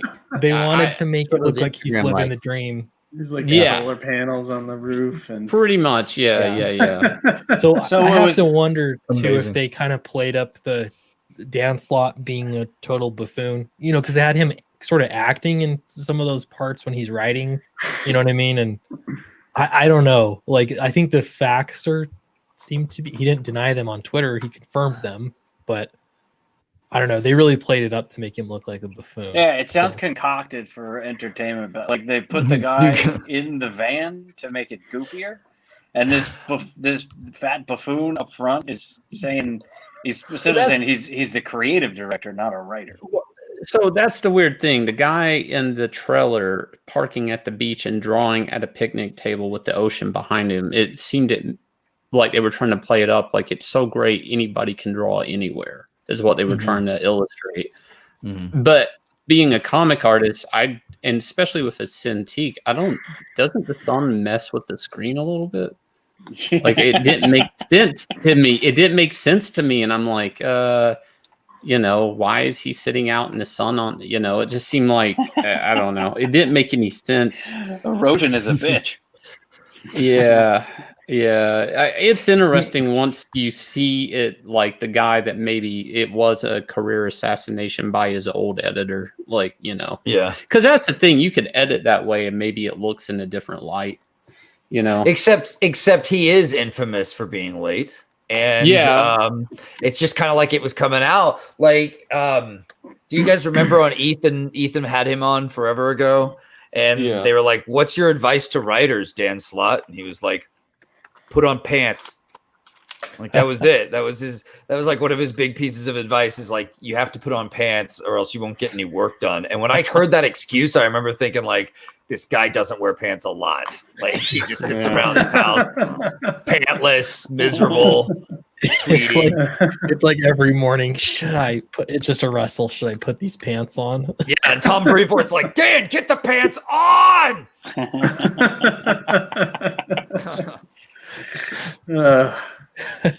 I can see them having like remote Skype calls. They're like, Dan, will you stand up for a minute? No, why? We want to see if the pants are on. That's a dangerous game. Indeed. No thanks. You guys can do that. I'm gonna sit this one out. Absolutely. Is he an alcoholic too? To go with it? He's kind of a buffoon. I mean, you don't need alcohol once you're a buffoon. I've met him a few times. I seriously, he's kind of like a weird guy. I remember I tried to show him my portfolio one year, and he was at a booth, and he's laughing that no, I need my lawyer's permission to look at your work, and I'm like, okay. And he'd look over to an editor, and I'm looking at the editor, and we're both laughing that he thinks he's being funny. And then years later, he was like cozying up to me and JG Jones, like trying to be like, hey guys. It's like, dude, like you don't even realize that you were like, I don't think he understands like the things he's saying and like how people pick up on them sometimes, which is obvious in this documentary. Like he obviously did all this and did not know he was being made fun of, or he thought it would be, you know, entertaining. I don't know. Yeah. I think they Ink. Go ahead. He makes fun of himself in it. He makes fun of himself in it, though. Yeah, that's what I mean. Any ink is good ink. That's what I'm saying. Play it up just with the entertainment value. Get your name out there. Yeah, he definitely went with it. Not in the I've got to wonder if your regular person though on Disney Plus watching it that's not like interested in making comics, they probably didn't care. You know what I mean? They just, oh, look at that quirky buffoon that's making comics that I don't read or don't care. You know, this outdated medium. So Eric's probably getting That's mad, kinda- but the worst part of that documentary was the letterer saying that he's sitting there with the Christmas tree behind him begging for script. You know, Yeah. we could finish didn't it know up. And yeah, and talking about sending files to a printer 2 hours before the book has to print. You know, he's lettering and doing Yeah. changes, and that was just so unprofessional. Yeah. You know, and then as the books, they do this montage where the printer's running and the books are coming off, and then he's on his way doing his goofy walk to Midtown Comics to do a comic book signing. So to me, I don't think there's. It's either he was along with it or he's just totally oblivious that the whole thing's about how he can't do anything, but then go sit down and sign a bunch of books. You know, like, I mean, that's the most he contributed to the book was the comic book signing. No, wasn't that episode not supposed to be just about Dan Slott though? Wasn't it called The Marvel Method? Which he did not do. That's the irony of it. Like, Yeah. the Marvel That's method. not, yeah. Yeah, he wouldn't. If he executed that correctly, there would have been no Christos Gage. That's the Right. whole dilemma. Right. And Marvel brings it up that the Marvel method came because, you know, Stan Lee was doing so many books and he was also like editor in chief at the time, I think, or something. He had some staff position. So like that's why that method came to be. But the irony is that method was rarely ever like replicated the way it was with Jack Kirby. You know, I don't know. It was just interesting, because they're trying to give a history lesson of something that, and it's a bad example of the method. Right. Yeah. Well, then the question becomes, was that intentional? Are they trying to say the Marvel method is like old, outdated trash and we've moved on? And that's why they made Dan Slott look like that? They said it several times. Dan Slott himself said, I'm a dinosaur. And this is a method. And they said, everyone writes full script now. They tried to make it, I think, sound like, you know, here's this cute old guy that's still clinging on to this cute old medium. That's the way silly Billy humor, you know what I mean? Which is fine. Like, it's fine. But when you're making comics and you look at it, it's, you know, it's weird. But in hindsight, you have to admit, Dan Slott looked the least competent and least responsible of anybody in that documentary. And it totally had to be like, I'm pretty sold that Steve Wacker was like, he must have really hated working with Dan Slott because he had came from DC weekly series to a Spider-Man series under Dan Slott. And in the weekly series at DC Comics 52, he had multiple writers. Whereas like when he did the Dan Slott weekly book, he just had Dan Slott. Can you imagine doing that 4 times a week with Dan Slott? I mean, 4 times a month. I mean, like, and the beauty of it is they do a breakdown of 12 weeks. 12 weeks meaning the Diamond catalog, right? It's in the catalog. You got 12 weeks before it's in shops. He spends 6 weeks just before he even does anything. There's 6 weeks gone in the documentary. They go from 1 to 6 weeks gone. Nothing has been done to the book. You know, he hadn't even started scripting yet. You know, so half the time was blown, and then that's when. And if you go back and you look, it's like almost the whole book comes together in a matter of like 4 weeks or 3 weeks. Like I'm talking everything. Yes. So it's like if you really take notes on the time breakdown, I've never seen anybody waste a month and a half so quick. Yeah, it sounds like Dan Harmon. Anybody ever remember Dan Harmon from Community? I used to listen to this podcast called Harmontown, and he's sort of this ridiculous, drunken, kind of nutty character who procrastinates and sounds a lot like Dan, from what you're describing Dan Slott's doing over there.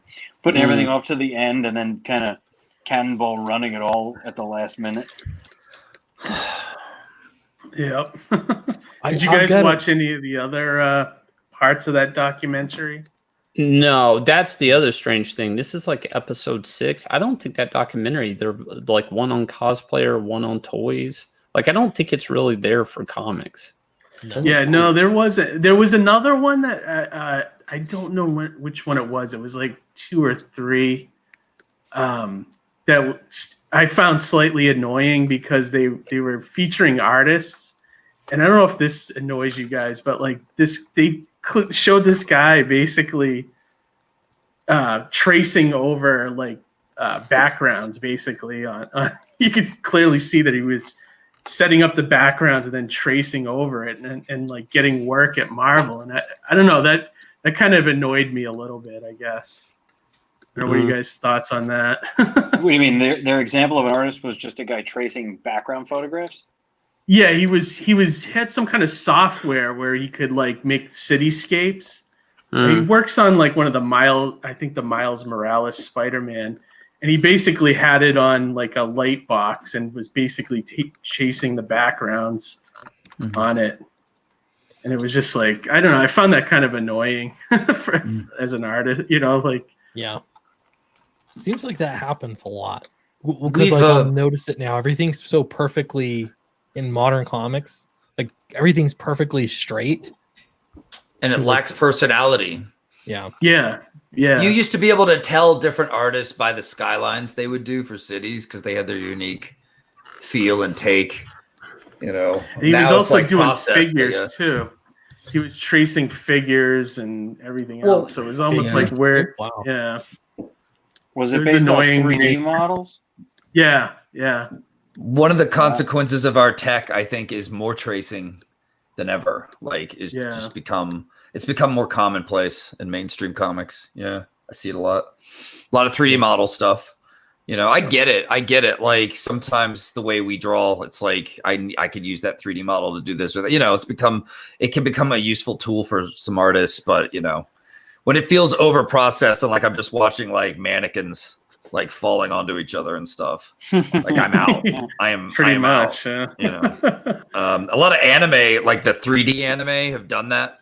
And I'm just like, I can't do it, man. It's like watching marionettes just bumping into each other. It's weird. Like I can't do it. I'm tracing every inch of Battlebrick Road. It's just basically copies of old comics from the 90s. Yeah. Every inch. We're like reading Battlebrick Road, like, wait, this is exactly Flying Fortress, just with new lettering. It's shot by shot remake of Flying Fortress. It's repackaged. No, I've never used 3D models. Kane, have you used 3D models? Is it a good way to go? So I've done it a couple of different ways. Used to, I just had these really big, like I'm talking like map perspective grids that I would then quickly get my panel done and blue lined out and then draw my buildings on it. So, and before that, I of course would do it traditionally, but the problem is getting all your vanishing points so far off your board, right? Mm-hmm. So, and then I was working on some military stuff. And the military was like, we just started, because the problem is foreshortening on vehicles is where I think it's a big advantage. So if I have a spaceship or something, I will build a mannequin, what I use as a mannequin, and then I will fold it around, and I will then draw on top of that mannequin. But I used a mannequin just to make sure I keep my like spaceship proportions. And I can get dynamic foreshortening down pat, because to me, before then I would buy like a toy and then I would try to just hold it and look at it in foreshortening. But then I noticed I would have problems. This might be one of my problems as an artist with foreshortening, and maybe it's too short, not long enough, or I just don't feel confident with foreshortening on vehicles. So when I was working on the military stuff, we would just start using like SketchUp models and stuff of tanks, just so we would make sure that, because we would get feedback from the military, this tank is too long or too short at that angle. And they see the tank, we don't, so, we just have the few photos they would give us. So it helped out with vehicles to me, but I've never really had much luck with it with anything else. Sounds reasonable. But if you use it to draw on top of, like like on the spaceship, my thing looks like a piece of Play-Doh at a different angle. Like it's very basic, and then on top of that, I draw everything on top of it. It can help. It just I think and I think of it like Iron Giant in a way, even though that's a little bit more detailed than anything I would do. To me, it's just the foreshortening on vehicles throws me off. I've used it. Not people or figures or anything. Not even really city stuff. Really hasn't been that helpful to me. What was the military thing you did? It was an old comic book that Will Eisner started that runs in the military called PS Magazine. It's kind of like a pamphlet thing. You know what it is, Eric. Thank God. You're like the second person in my life that knows what PS Magazine is. Yeah, there was little like field guides and little info on different things within. I got them when I was in the Army. So most of it was maintenance stuff, actually. Yeah. Basically talking tanks. All of a sudden a tank would look like Thomas the Tank Engine and start talking to the guy, telling him not to step on something. I'm serious. Eric's the only one not laughing because that's the truth. It's true. Yeah. So Will Eisner started it. When did you do this? Actually, it was before and after 9/11. So it was interesting because we would just do like a furnace, talking to a troop not to do this or not to fold it here. Yeah. And then all of a sudden it was telling people how to march down alleys in a group. And like for a modern for warfare, and a lot of the upgrades and helmets and stuff we would have to do. And some of it just technical, like you just bust guns apart and show different, pieces, gears, or what, and machinery. A lot of it was technician stuff. The exploded schematics. Thomas the Tank Engine says, "Wear your flak vest." Yeah, there's a good chance I was probably looking at those and you were drawing them. Yeah, because I joined in 03. I do remember seeing some Kubert artwork in those as well. Yeah. Actually, it was weird. I never got to keep it or anything, but Joe inked me a couple of times on that stuff. Nice. Which is interesting because it is funny. Joe Kubert was the only person I ever saw as an artist. And I would work around a lot of different artists, even in cons and stuff, that could draw a tank just like that, and get the gun down, an Abraham tank or whatever, without any reference. He just knew it. And he could always get the proportions right on the tank, The only pain is again, like we eventually moved up to the SketchUp stuff because we only had we didn't have a Humvee outside that we could just go see, and not and whatever new stuff they had. I mean, somehow there were SketchUp models being built of this stuff right away. I don't know if they were already being built by the military or the people that were designing these vehicles, but we were just using those at one point in time because we would draw like a tank and then would go to the military and they'd be like, "Oh, that tank's too foreshortened," or "It looks like we don't want our guys driving tanks that fast. You have to draw this different." Like it was really weird. Like they would fight against dynamics, but then want dynamics of comics in it. It was really a back and forth commercial thing. But that was interesting. They actually decommissioned that magazine recently, Eric. The military didn't think it was served a purpose anymore. That's too bad. Yeah, there was a lot of cool. I don't know if I kept any of them. I wish I had. You can find them online sometimes. I don't know. I think some people grabbed them and they collected them, and it was all about tricking somebody just to look at something to remind them not to break something. That's what. Yeah. I mean, anyway, not breaking shit. Love the government. Yeah. Most of your time spent is just preventing. So yeah, that's helpful. Yeah, interesting. Oh, cool. Guys, I got to get going, so I'm going to end up the stream here. All right, cool. But appreciate everyone for coming on the show. Don't forget Christmas gifts for anybody that you want to give comics to. Flying Fortress is available right now. It'll ship in time for Christmas. Downcast will also ship. You can get one and two, or this special. Where the heck did it go? Here we go. Cyber Monday. I'm going to get rid of this tomorrow morning, so it'll be gone. So if you want to get that, you can do so. We're looking at Fatal. This will not ship in time for Christmas, but It is live on Indiegogo, and we're ridiculously close to $88,000, which it's just uncomfortably close. So if you haven't backed it yet, check it out. That really helps us out as we're in production mode, and Charlie's drawing pages, and yeah, we'll get closer to this thing coming out. And don't forget Mighty Mascots. Right now, the ships. I'm going to post that link as well. Starlight Cats, live on Indiegogo. Only 3 days left. I imagine, Shane, you're going to be seen a lot the next 3 days everywhere, I'm sure. I hope so. We'll see. I think I'm on howtodrawcomics.net tomorrow at 4. I'll be over there with those guys and then be streaming a bit. So, and maybe on, I don't know everybody else's shows, to be honest. Haven't planned it out that well. Cool. Well, yeah, that'll be good to see around. Maybe if, depending on if there's a night in the next 3 nights that you don't have something, we could stream here. I don't know if it's better than your channel or not, but sure. Yeah. We can try it. Sure. For an hour or so. It'd be great. Cool. Comics Exposed for $2. This is the last minute super chat. He says, Vaughn, where's my book? Where? Oh man, you're gonna see videos of me and Eric Weathers signing them pretty soon. So. We need to do a Gentleman Scoundrels live from the Vaughn's Haunted Castle. Yeah, that would be epic. Look out for that, guys. You know what? Seriously, I will bring a laptop and a microphone, or just a microphone. We'll make it happen live. We'll do something. Please. All right.